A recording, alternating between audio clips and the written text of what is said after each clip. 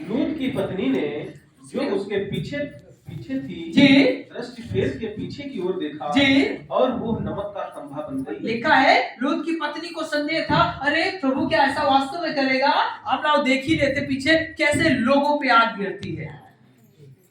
और लिखा है नमक का आपको पता है यदि हम संदेह करते हैं तो कुछ अच्छा नहीं कर पाते। यदि हम संदेह करते तो कुछ अच्छा, मैं आपको डरा नहीं रहा हूं, सच बात है। अगर आप परमेश्वर के वचन पे संदेह करते हैं, शक करते हैं, तो कई बार हम सही जीवन को जी नहीं पाते। पर लूत विश्वास योग्य व्यक्ति था। वचन में लिखा है लूत धर्मी होने के कारण बचाया गया और उसकी बेटियां भी बचाई।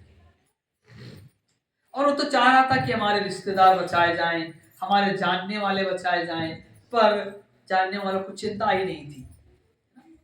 आप इस अध्याय से सीखिए, परमेश्वर समस्या आने से पहले आपको एक बार याद दिलाता है कि आप सही हो जाए।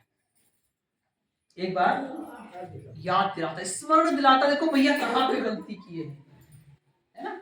और फिर भी नहीं तो समस्या आती है, और फिर भी परमेश्वर इतना आपसे प्यार करता है, समस्या आने के बावजूद भी आपको बाहर यहाँ के लोगों को याद दिलाता है भैया समझ जाए, पर नहीं। आपको पता है योना को कितने लोग जानते हैं? बाइबल के अंदर लिखा पाया जाता है, जानते हैं? योना की कहानी सुनी है, जो मछली की पेट में 3 दिन तक रहा।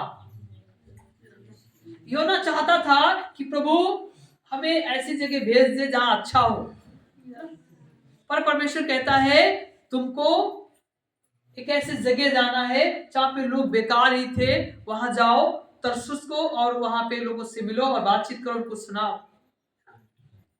पर कई बार योना नहीं मानता है, योना अपनी रास्ता दूसरी दे देता है।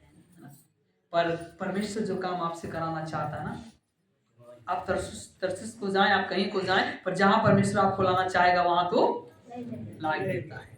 हालेलुया। वो योना कहने लगा नहीं, वो तो भाग कर अपनी परमेश्वर की उपस्थिति से दूसरे नगर को चला गया।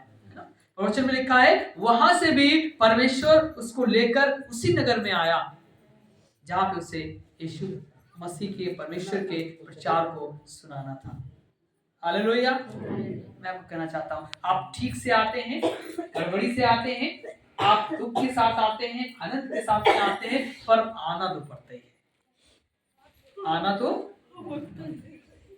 मैं आपको बताना चाहूंगा परमेश्वर हमारा आनंद का परमेश्वर है। वो चाहता है वो आपको आनंद के साथ मिलाए। वो चाहता है कि आपकी गवाहियां बेहतर हो, आपकी गवाहियों को सुनकर जिगरा हमारा बड़ा होता है कि यस मसीहत में एक अच्छा काम हो रहा है, लोग जाग रहे हैं, लोग समझ रहे हैं, लोगों की बीमारियां जा रही हैं, लोगों के दुख दर्द जा रहे हैं, उनका चैन अमन शांति फिर से वापस आ रहा है। और हम कई बार आदर सत्कार करने के लिए तैयार नहीं। इस सब का खामियाजा क्या होता है देखिएगा, रोमियो उसका 3 और 23 क्या कहता है। रोमियो